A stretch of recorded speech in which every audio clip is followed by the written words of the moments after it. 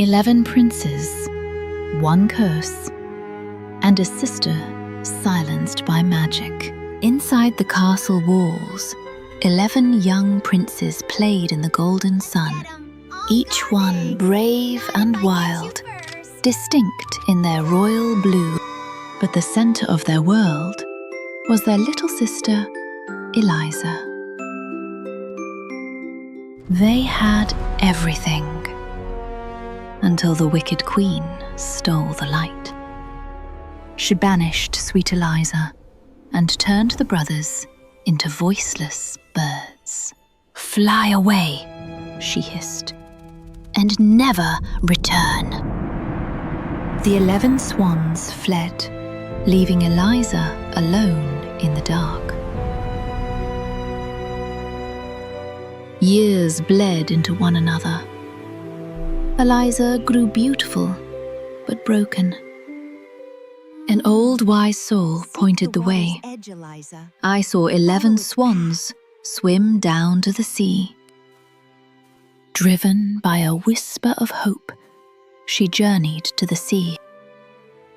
At the edge of the world, she waited for a sign. And then, the sky turned white with wings. As the sun died, the spell broke. Her brothers returned. "We are only men by night," they wept. "By day, we are beasts. We must fly across the ocean. Dare you come with us?" They wove a net of willow, a fragile life raft for the dangerous flight ahead. At first light, they took off, carrying their sister into the open sky. Miles of open ocean. Beneath them, deep water. Above, the scorching sun. Then the storm hit. The wind turned into a weapon. If a single wing faltered now, the ocean would become their grave. A jagged tooth of stone, their only sanctuary against the wrath of the tide. They clung to it as the ocean raged all night. The storm broke. A strange new island appeared in the mist. In a dream, a fairy offered Eliza a cure for her brother's misery, at a terrible price. Weave 11 shirts from stinging nettles. That is the price of their freedom. But be warned, speak one word, and your brothers die instantly. Eliza accepted the torture. Silence became her vow. The nettles burned like fire, blistering her tender hands. Yet she wove on, tears her only comfort. Until a king's hunting horn shattered her solitude. The king saw a mystery in the woods. A beautiful girl with a secret burden. He swept her away to a world of silk and gold. She became queen, adored by all, except one. The Archbishop Lynx smelled a secret. "She speaks to no one. She is a witch," he whispered. Night after night, she worked in the dark, fighting time. When nettles ran out, she had to scavenge from the graveyard. But poor Eliza didn't know. Danger was lurking in the shadow. Caught. The trap was sprung. The king was broken. He couldn't protect her from the law. The mob screamed for justice. Fire was the only answer they knew. Even on the cart to her death, her fingers kept moving. Stitch after stitch, the fire roared to life. She did not speak a word. Then, a white storm descended from the sky. wings against fire. The swans attacked the guards to save their sister. Now or never. She threw the shirts into the air, but one sleeve was missing. A single stitch left undone in the race against time. A blinding flash. The curse didn't just break, it shattered. The feathers vanished. 11 brothers stood tall, except for the youngest, left with one wing. I am innocent! Her voice broke through the silence like a silver bell. Held by the brothers she saved, she finally found the peace she had woven with her blood. Where fire was meant to be, life exploded. A forest of red roses for the girl who never gave up. And at the very peak, a white rose, as pure as the heart that saved a kingdom. The king bowed to the woman who was stronger than any crown. No words were needed. Their eyes spoke a language the heart already knew.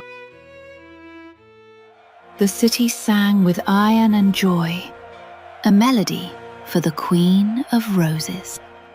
The predator slunk into the darkness, forgotten by the light he tried to extinguish.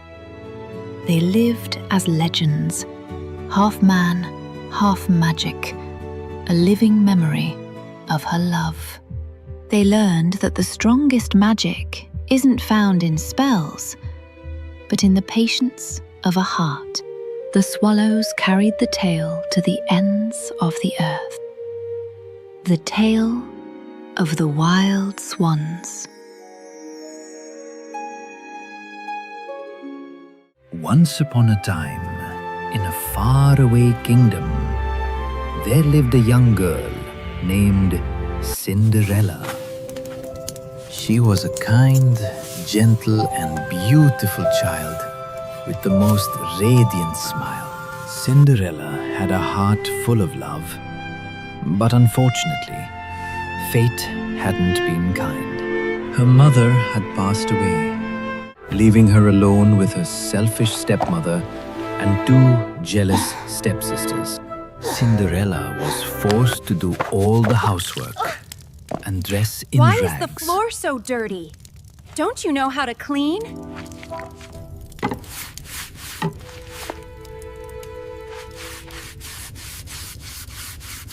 Yet she remained kind and gentle.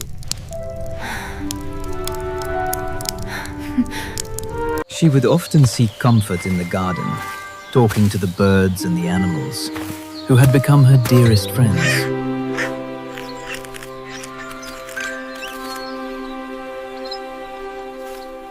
What Cinderella did not know was that the kingdom's prince often traveled the land in disguise to understand the lives of his people. Just a few months prior, dressed as a weary traveler, the prince had arrived at Cinderella's cottage doorstep. Thirsty and hungry, he watched, hidden from view, as Cinderella's stepmother harshly denied him leave a drink and of never water. return.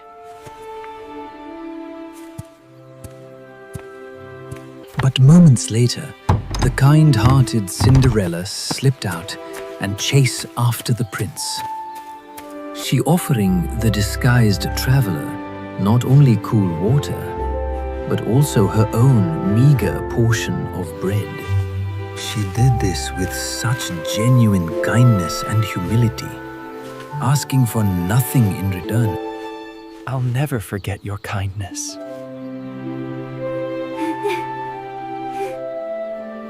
The prince never forgot the girl in rags and the warmth of her heart.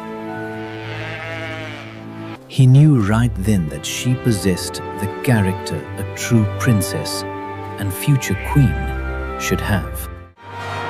One day, the kingdom received exciting news.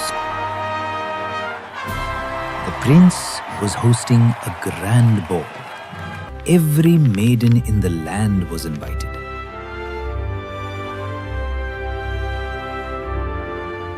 The invitation arrived at the cottage.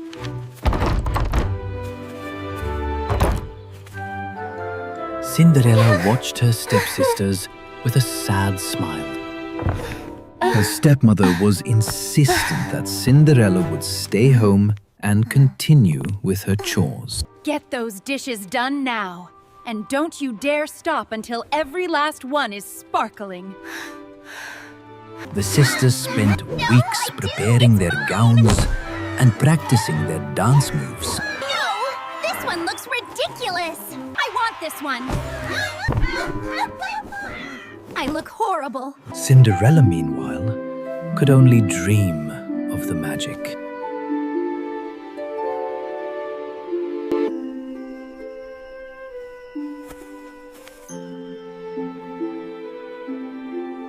The night of the ball arrived. Cinderella sat by the fireplace, tears in her eyes. Suddenly, a soft, sweet voice filled the room.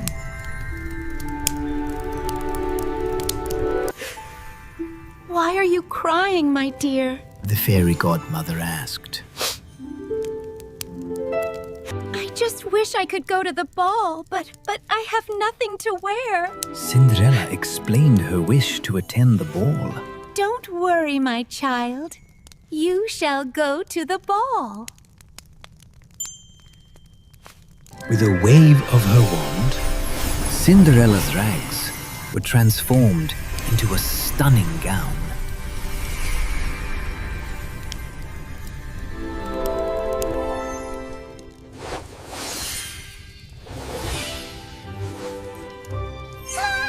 And on her feet, she wore the most delicate glass slippers. Her fairy godmother turned a pumpkin into a magnificent carriage, and mice into beautiful horses.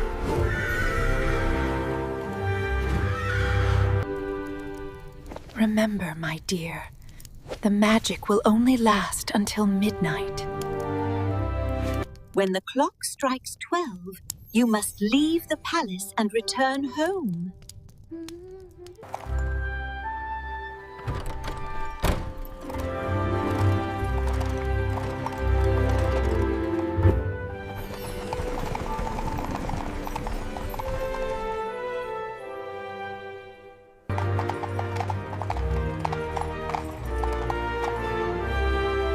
As Cinderella arrived at the palace, she felt like a princess, her heart dancing with joy. The moment Cinderella entered the ballroom, the entire room fell silent. The prince, though charmed by her physical beauty, was already searching for the kind eyes of the girl who had offered him bread. When he saw her, his eyes lit up with recognition and joy. He approached her, and they danced together like a dream. Cinderella was the happiest she had ever been. As the hours flew by, Cinderella suddenly heard the bells of the palace clock. I have to go. Cinderella hurriedly said goodbye to the prince and fled from the palace. The prince did not follow her immediately. As she ran down the grand staircase, one of her glass slippers slipped off her foot. The prince quickly bent down and picked it up, a knowing smile on his face. He hadn't been tricked by a spell. He had planned this all along. He knew the glass slipper was the perfect, unique object he needed to search the kingdom officially and extract Cinderella from her miserable home. The next day, the prince was determined to find the owner of the glass slipper. When they arrived at Cinderella's cottage, her stepsisters eagerly tried to fit their feet into the glass slipper, but it was too small for Why them. won't it fit? Cinderella watched, then stepped forward, and with a hopeful heart, she asked, May I try? Hi. The prince's eyes sparkled as he looked at her, recognizing the kindest eyes in the kingdom, even through the smudge and rags. He agreed as she placed her foot into the glass slipper. It fit perfectly. That's impossible! This cannot be real! That ugly Cinderella? Yeah. Cinderella's stepsisters and stepmother were astonished. But before the prince escorted Cinderella away... Shall we go, my love? Yes, Your Highness. I know more than you realize. I remember the kindness offered here, and I remember the cruelty. He said to the stepmother. Cinderella's stepsisters and stepmother were left speechless. But Cinderella, filled with joy, didn't feel angry. Stay safe, Mother. She chose to forgive them, proving that kindness was indeed the most important thing. And so, Cinderella was reunited with the prince, who had sought not a mysterious beauty, but the kind-hearted girl he had already chosen. They lived happily ever after, Proving that goodness, kindness, and a loving heart could overcome the challenges life may bring.